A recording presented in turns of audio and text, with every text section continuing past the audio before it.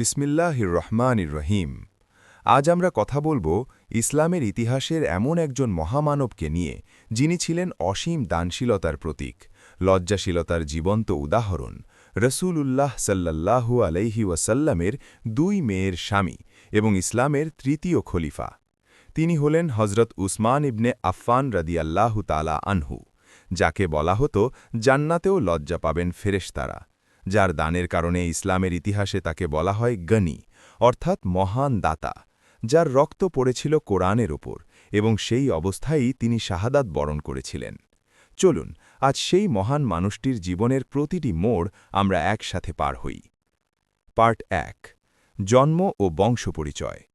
হজরত উসমান রাদিয়াল্লাহু তাআলা আনহু জন্মগ্রহণ করেন আনুমানিক ৫৭৬ খ্রিস্টাব্দে পবিত্র নগরী মক্কা মুকাররমায়, হস্তির বছরের ৬ বছর পরে। তার পিতার নাম আফফান ইবনে আবিল আস এবং মাতার নাম আরোয়া বিনতে কুরাইজ। মাতার দিক থেকে তিনি ছিলেন স্বয়ং নবীজির আত্মীয়, কারণ আরোয়ার মা ছিলেন নবীজির ফুপু। তার বংশ ছিল কুরাইশ বংশের বনু উমাইয়া শাখায়। এই বংশটি ছিল আরবে অত্যন্ত সম্মানিত এবং ধনী। বাণিজ্যে তাদের ছিল অসাধারণ দক্ষতা। বাবা আফফান উসমানের শৈশবেই মারা যান, কিন্তু পরিবারের সম্পদ এবং বংশীয় সম্মান তাকে একটি উজ্জ্বল ভবিষ্যতের দিকে নিয়ে যাচ্ছিল। ছোটবেলা থেকেই উসমান ছিলেন অত্যন্ত লজ্জাশীল, ভদ্র এবং উদার।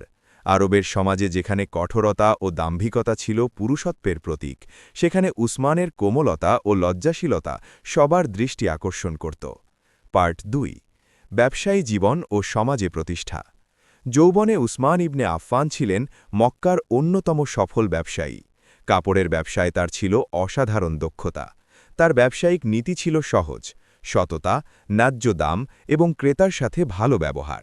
এই নীতির কারণেই তার ব্যবসা দিন দিন বাড়তে থাকল। মক্কার সমাজে তিনি ছিলেন অত্যন্ত জনপ্রিয়। ধনী হওয়ার পরেও কোনো অহংকার ছিল না। গরিবদের সাহায্য করতেন নিঃশব্দে। কাউকে কষ্টে দেখলে এগিয়ে যেতেন। সেই সময় আরবের ব্যবসায়িক কেন্দ্র ছিল মক্কা। বিভিন্ন দেশ থেকে ব্যবসায়ীরা আসতেন। উসমান তাদের সাথে সম্পর্ক গড়ে তুললেন। সিরিয়া, ইয়েমেন, ইরাক সবখানে তার ব্যবসার পরিচিতি ছড়িয়ে পড়ল। এই ব্যবসায়িক সাফল্যই পরবর্তীতে ইসলামের সেবায় তাকে অসামান্য শক্তি দিয়েছিল, কারণ আল্লাহ তাকে সম্পদ দিয়েছিলেন এবং তিনি সেই সম্পদ আল্লাহর পথে ব্যয় করতে দ্বিধা করেননি। পার্ট ৩, ইসলাম গ্রহণ। ইসলামের ভোর হল। নবীজি সাল্লাল্লাহু আলাইহি ওয়াসাল্লাম দ্বীনের দাওয়াত শুরু করলেন।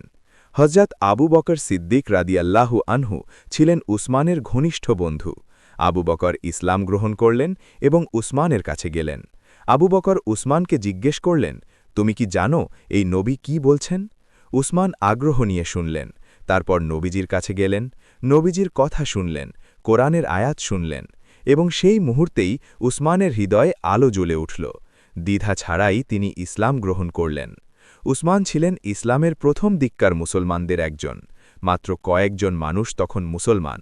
চারিদিকে কুফরের অন্ধকার, কিন্তু উসমান সেই অন্ধকারে আলোর পথ বেছে নিলেন। মক্কার কুরাইশরা যখন জানল এত বড় ব্যবসায়ী, এত সম্মানিত মানুষ মুসলমান হয়েছেন, তারা অবাক হল এবং রেগেও গেল। উসমানের চাচা হাকাম ইবনে আবিল আস তাকে বেঁধে রাখল এবং বলল, ইসলাম না ছাড়লে ছেড়ে দেওয়া হবে না।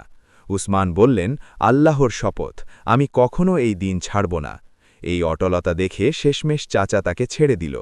পার্ট ৪, হজরত রুকাইয়ার সাথে বিবাহ ও হাবশায় হিজরত। ইসলাম গ্রহণের পর উসমানের জীবনে এলো অসাধারণ সম্মান। নবীজি তার প্রিয় কন্যা হজরত রুকাইয়া রাদিয়াল্লাহু আনহার সাথে উসমানের বিবাহ দিলেন। এই বিবাহ ছিল উসমানের জন্য অপরিসীম সম্মানের। নবীজির কন্যা তার ঘরে এলেন। উসমান তাকে অত্যন্ত সম্মান ও ভালোবাসায় রাখলেন। কিন্তু মক্কায় মুসলমানদের ওপর নির্যাতন বাড়তে লাগল। নবীজি একদিন বললেন, হাবশায় একজন ন্যায়পরায়ণ রাজা আছেন, তোমরা সেখানে চলে যাও, আল্লাহ একদিন পথ করে দেবেন। উসমান এবং রুকাইয়া তারা প্রথম হিজরতকারীদের দলে ছিলেন। মক্কার আরাম ছেড়ে, সম্পদ ছেড়ে, বাড়ি ছেড়ে আল্লাহর পথে হিজরত করলেন। নবীজি এই দম্পতির সম্পর্কে বললেন, লূত আলাইহিসসালামের পর উসমানই প্রথম ব্যক্তি যে পরিবার নিয়ে আল্লাহর পথে হিজরত করল। হাবশায় তারা কিছুদিন থাকলেন, তারপর ফিরে এলেন মক্কায়। আবার নির্যাতন শুরু হল। আবার হাবশায় গেলেন, এবার আরও বড় দলে। এই দ্বিগুণ হিজরত উসমানের জীবনে একটি বিশেষ সম্মান যোগ করেছে। দুবার হিজরত করার কারণে তাকে বলা হয় সাহিবুল হিজরাতেন, অর্থাৎ 2 হিজরতের অধিকারী। পার্ট 5, মদিনায় ইসলামের সেবায় অকুণ্ঠ দান। মদিনায় হিজরত করার পর ইসলামের রাষ্ট্র গড়ে উঠল, কিন্তু প্রথম অনেক সমস্যা ছিল। মদিনায় পানির সংকট ছিল তীব্র। একটি মাত্র মিষ্টি পানির কূপ ছিল, কূপের রুমা, কিন্তু সেই কূপটি ছিল একজন ইয়াহুদির মালিকানায়। সে অর্থের বিনিময়ে পানি বিক্রি করত। মুসলমানরা গরিব, পানি কিনতে পারে না। নবীজি বললেন, যে এই কূপটি কিনে মুসলমানদের জন্য ওয়াকফ করবে, তার জন্য জান্নাতে এর চেয়ে উত্তম পুরস্কার আছে। উসমান ইয়াহুদির কাছে গেলেন, আলোচনা করলেন। শেষে 20,000 দিরহাম দিয়ে কূপের রুমা কিনে নিলেন এবং সব মুসলমানের জন্য বিনামূল্যে খুলে দিলেন। এরপর মসজিদে নববীর জায়গা সংকুলান হচ্ছিল না, নামাজির সংখ্যা বাড়ছে। নবীজি বললেন, যে মসজিদ সম্প্রসারণের জন্য পার্শ্ববর্তী জমি কিনবে, তার জন্য জান্নাতে বিশাল পুরস্কার আছে। উসমান আবার এগিয়ে এলেন, 25,000 দিরহাম দিয়ে জমি কিনলেন এবং মসজিদে নববীর সাথে যুক্ত করে দিলেন। তাবুকের যুদ্ধে মুসলিম বাহিনীর জন্য সম্পদের প্রয়োজন হল। নবীজি আহ্বান করলেন। উসমান একাই এত বিশাল পরিমাণ অর্থ, উট, ঘোড়া ও সরঞ্জাম দিলেন, যা সেই যুদ্ধের একটি বিশাল অংশ মেটাল। ইতিহাস বলে, তিনি একাই 950টি উট এবং 50টি ঘোড়া দিয়েছিলেন। নবীজি সেদিন বললেন, আজকের পরে উসমানকে যাই করুক না কেন, তাতে তার কোনো ক্ষতি নেই। পার্ট 6, বদর থেকে বিরতি এবং নবীজির অনুমতি। বদরের যুদ্ধ ইসলামের প্রথম বড় যুদ্ধ। সব সাহাবী যুদ্ধে গেলেন, কিন্তু উসমান গেলেন না। কারণটা ছিল হৃদয়স্পর্শী। তার স্ত্রী রুকাইয়া রাদিয়াল্লাহু আনহা তখন অসুস্থ। নবীজি নিজে উসমানকে বললেন, তুমি রুকাইয়ার সেবায় থাকো, তোমার বদরের যুদ্ধের সওয়াব এবং গনিমত দুটোই পাবে। উসমান স্ত্রীর সেবায় রইলেন, কিন্তু রুকাইয়া সুস্থ হলেন না। বদরের যুদ্ধের সংবাদ আসার দিনই রুকাইয়া ইন্তেকাল করলেন। উসমানের মনে যন্ত্রণার কথা কল্পনা করুন। স্ত্রীকে হারালেন, যুদ্ধেও যেতে পারলেন না, কিন্তু আল্লাহর ওপর ভরসা রাখলেন। নবীজি উসমানের শোক বুঝলেন এবং কিছুদিন পর নবীজি তার আরেক কন্যা হজরত উম্মে কুলসুম রাদিয়াল্লাহু আনহার সাথে উসমানের বিবাহ দিলেন। এই কারণেই উসমানকে বলা হয় জুন নুরাইন, অর্থাৎ 2 নূরের অধিকারী, কারণ একমাত্র তিনি নবীজির 2 মেয়েকে বিবাহ করার সম্মান পেয়েছেন। পার্ট 7, বাইয়াতে রিদওয়ান ও হুদাইবিয়ার সন্ধি। 628 খ্রিস্টাব্দ।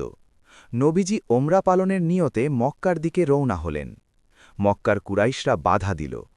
নবীজি হুদাইবিয়া নামক স্থানে থামলেন এবং আলোচনার জন্য দূত পাঠানোর সিদ্ধান্ত নিলেন।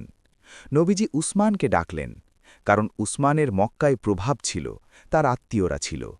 উসমান মক্কায় গেলেন, আলোচনা চলল, কিন্তু একসময় গুজব ছড়িয়ে পড়ল উসমানকে হত্যা করা হয়েছে। নবীজি এই সংবাদ শুনে বললেন, উসমানের রক্তের বদলা না নেওয়া পর্যন্ত আমরা ফিরে যাব না।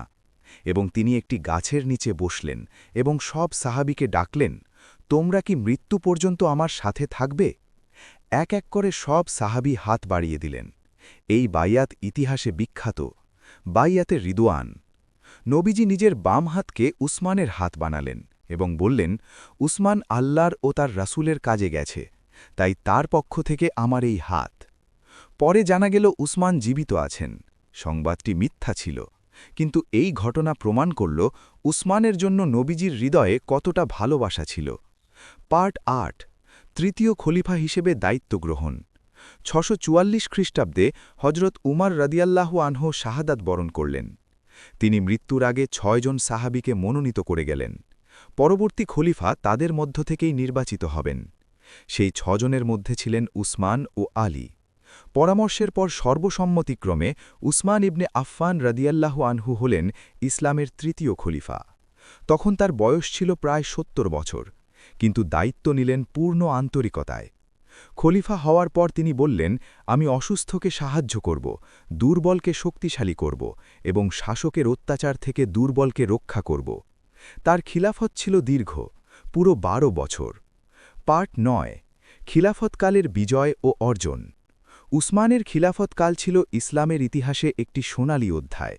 প্রথম 6 বছরে ইসলামী রাষ্ট্রের বিস্তার হল বিশাল পরিমাণে। আজরবাইজান, আর্মেনিয়া, খুরাসান, সিস্তান, আফ্রিকার উত্তর অংশ একের পর এক অঞ্চল মুসলমানদের অধীনে এল।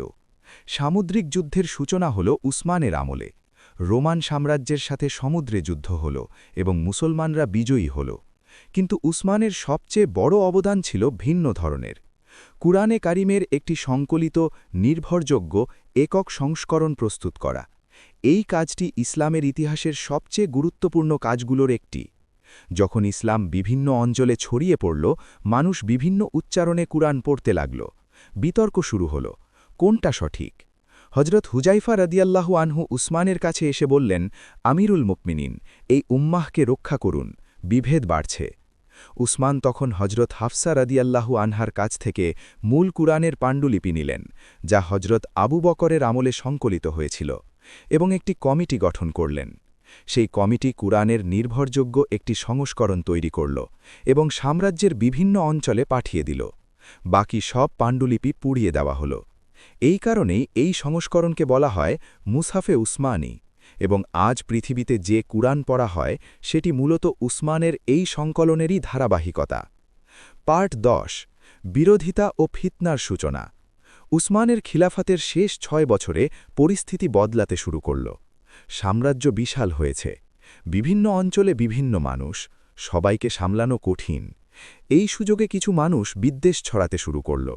তাদের মধ্যে সবচেয়ে বিপজ্জনক ছিল আবদুল্লাহ ইবনে সাবা, একজন ইহুদি থেকে মুসলমান হওয়ার ভান করা মুনাফিক। সে মিথ্যা প্রচারণা শুরু করল, বলতে লাগল উসমান পক্ষপাতমূলক শাসন করছেন, নিজের আত্মীয়দের সুবিধা দিচ্ছেন। এই মিথ্যা প্রচারণায় কিছু সরলমনা মানুষ বিভ্রান্ত হয়ে পড়ল। বিভিন্ন অঞ্চল থেকে দলে দলে মানুষ মদিনায় এলো। উসমান তাদের সাথে কথা বললেন, বোঝানোর চেষ্টা করলেন, অভিযোগগুলোর জবাব দিলেন, একবার নয়, বারবার। কিন্তু ষড়যন্ত্রকারীরা থামল না। তারা আসলে সংলাপ চাইত না, তারা চাইত বিশৃঙ্খলা। পার্ট 11, অবরোধ ও শাহাদাত। 656 খ্রিস্টাব্দ। বিদ্রোহীরা মদিনায় এসে উসমানের ঘর অবরোধ করল।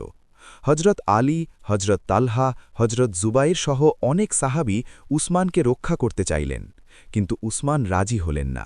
তিনি বললেন, আমি চাই না আমার কারণে একজনও মুসলমানের রক্ত ঝরুক। উসমানের এই সিদ্ধান্তে অনেক সাহাবী কাঁদলেন। বিদ্রোহীরা পানি সরবরাহ বন্ধ করে দিল। উসমান প্রচণ্ড কষ্টে দিন পার করছেন, তবু অভিযোগ করলেন না, তবু প্রতিশোধের কথা বললেন না। একদিন নবীজিকে স্বপ্নে দেখলেন।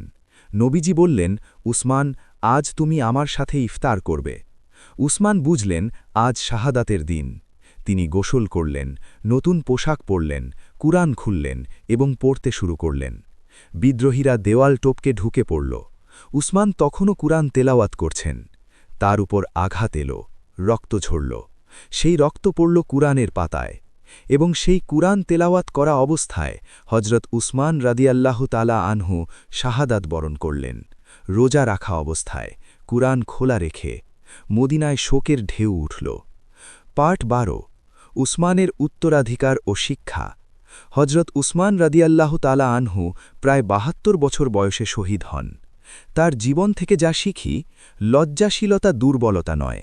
উসমান প্রমাণ করলেন, লজ্জাশীল হয়েও একটি বিশাল সাম্রাজ্য পরিচালনা করা যায়, যুদ্ধ করা যায়, সিদ্ধান্ত নেওয়া যায়।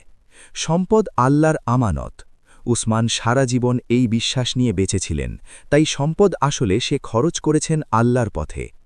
ক্ষমতা ধরে রাখার জন্য মুসলমানের রক্ত ঝরানো যাবে না, এই নীতিতেই তিনি শহীদ হলেন।